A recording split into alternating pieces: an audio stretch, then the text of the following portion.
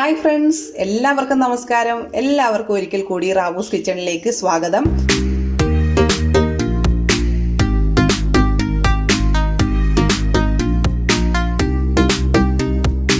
അപ്പം ഞാൻ ഇന്ന് വന്നിട്ടുള്ളത് മലബാർ സ്പെഷ്യലായിട്ടുള്ള കായക്കറി അല്ലെങ്കിൽ പാൽ വാഴയ്ക്ക എന്നൊക്കെ പറയുന്ന ഒരു റെസിപ്പിയുമായിട്ടാണ്. വളരെ സിമ്പിളാണ് ചെയ്തെടുക്കാൻ, നല്ല ടേസ്റ്റിയാണ് കഴിക്കാനും. അപ്പോൾ ഇതെങ്ങനെയാണ് ചെയ്യുന്നതെന്നും ഇതിനാവശ്യമായിട്ടുള്ള സാധനങ്ങൾ എന്തൊക്കെയാണെന്നൊക്കെ നമുക്ക് നോക്കാം.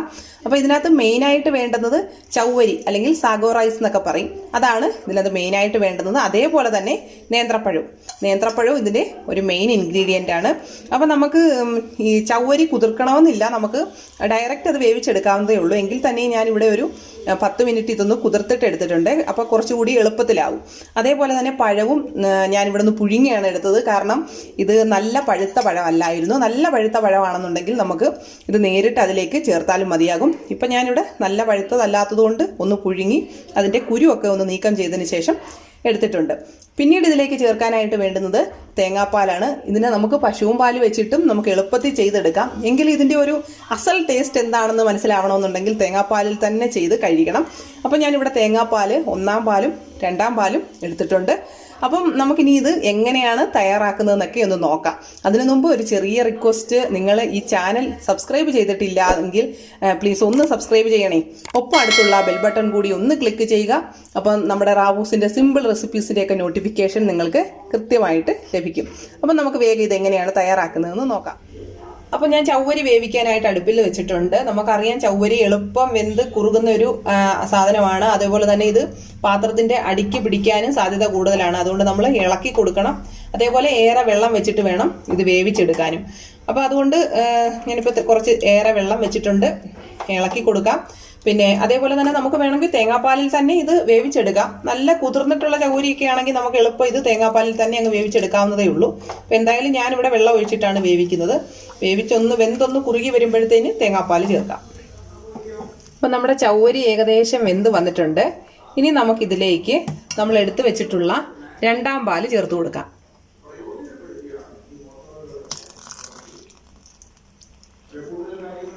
ഇനി ഇത് കുറച്ച് നേരം ഈ പാലിൽ കിടന്ന് ഒന്നുകൂടി വേവട്ടെ.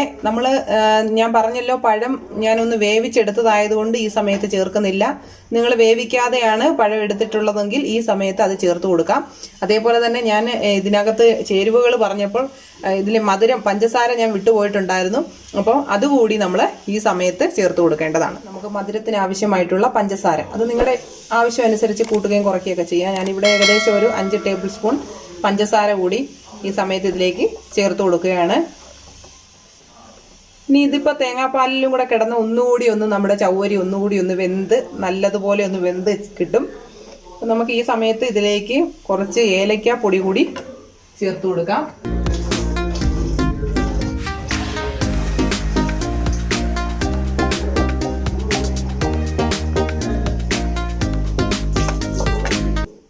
ഇതിലേക്ക് ഈ മധുരം ഒന്ന് ബാലൻസ് ചെയ്ത് കിട്ടുന്നതിനായിട്ട് ഒരു നുള്ളു ഉപ്പ് കൂടി ഈ സമയത്ത് ഇതിലേക്ക് ഒന്ന് ചേർക്കുകയാണ്. ഇപ്പോൾ തേങ്ങാപ്പാലിൽ കിടന്ന് നമ്മുടെ ചൗവരി ഒന്നുകൂടി വെന്ത് വന്നിട്ടുണ്ട്. അപ്പം നമുക്കിനി ഇതിലേക്ക് നമ്മൾ എടുത്തു വെച്ചിട്ടുള്ള പഴം കൂടി ചേർത്ത് കൊടുക്കാം.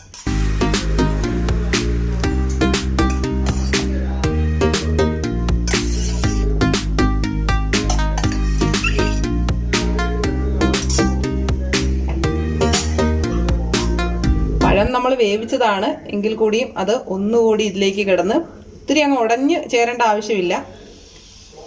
അതൊന്നുകൂടി ഇതിൽ കിടന്ന് ഒന്നുകൂടി കുറുകി വരട്ടെ. അപ്പം നമ്മുടെ പഴവും ചൗവരിയും എല്ലാം നമ്മുടെ 2-ാം പാലിൽ കിടന്ന് നല്ലതുപോലെ കുറുകി വന്നിട്ടുണ്ട്. ഇനി നമുക്കിതിലേക്ക് 1-ാം പാല് ചേർത്ത് കൊടുക്കാം.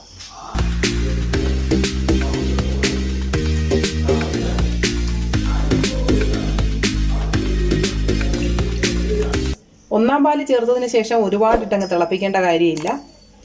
നല്ല ലൂസായിട്ട് തന്നെ വേണം നമുക്കിത് അടുപ്പിൽ നിന്ന് വാങ്ങാൻ. എന്താണെന്ന് വെച്ചാൽ ചൗവരിയാണ്, നമുക്കറിയാം എളുപ്പം അതങ്ങ് കുറുകും. അപ്പോൾ ഈ ഒരു പാകത്തിന് നമുക്ക് അടുപ്പിൽ നിന്നിത് വാങ്ങി വയ്ക്കാം. അതിനുശേഷം നമുക്ക് ചൂടാറിയോ അല്ലെങ്കിൽ ചൂടോടെയോ ഒക്കെ കഴിക്കാം. ഇതിനൊപ്പം നമുക്ക് ഒന്ന് താളിച്ചൂട് ഒഴിക്കണം. അത് തികച്ച ഓപ്ഷണലാണ്. നമുക്ക് വേണമെങ്കിൽ മാത്രം ഇതിനകത്ത് താളിച്ചാൽ മതി. അണ്ടിപ്പരിപ്പും മുന്തിരിങ്ങയും പിന്നെ എന്തെങ്കിലുമൊക്കെ നട്ട്സൊക്കെ ഇട്ട് നിങ്ങൾക്ക് ഇത് താളിച്ചെടുക്കണമെങ്കിൽ ചെയ്യാം. എന്തായാലും ഞാനൊന്ന് താളിക്കുന്നുണ്ട്.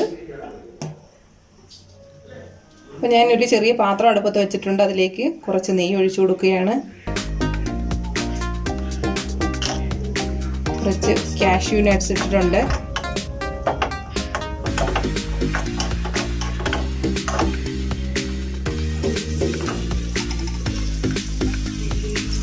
കുറച്ച് മുന്തിരിങ്ങ കൂടി ഇട്ടു.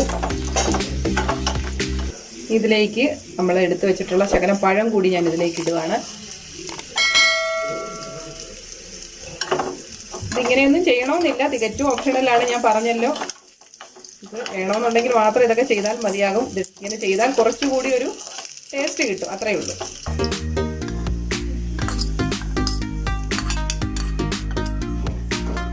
അപ്പം നമ്മുടെ പാൽ വാഴയ്ക്ക ഇവിടെ റെഡി ആയിട്ടുണ്ട്. നല്ല ടേസ്റ്റിയാണ് കഴിക്കാൻ. അപ്പം നമ്മുടെ പാൽ വാഴയ്ക്ക അല്ലെങ്കിൽ കായക്കറി എന്ന് പറയുന്ന റെസിപ്പി ഇവിടെ റെഡി ആയിട്ടുണ്ട്. വളരെ സിമ്പിളായിട്ട് ചെയ്തെടുക്കാവുന്നതേ ഉള്ളൂ. അപ്പം നിങ്ങൾക്ക് ഇത് ഇഷ്ടപ്പെട്ടാൽ ലൈക്ക് ചെയ്യാൻ മറക്കരുത്. അതുപോലെ തന്നെ കമൻസ് ഒക്കെ അറിയിക്കുക.